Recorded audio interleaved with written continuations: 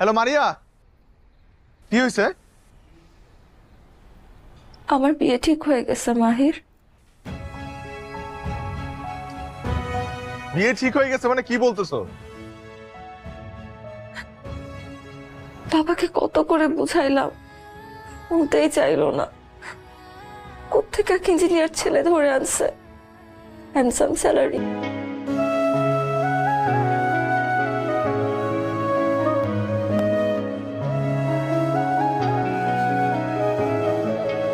আমার ভাগ্য কুলে স্বপ্ন রেখা এসে গেল থেমে, তাই যেতে হয়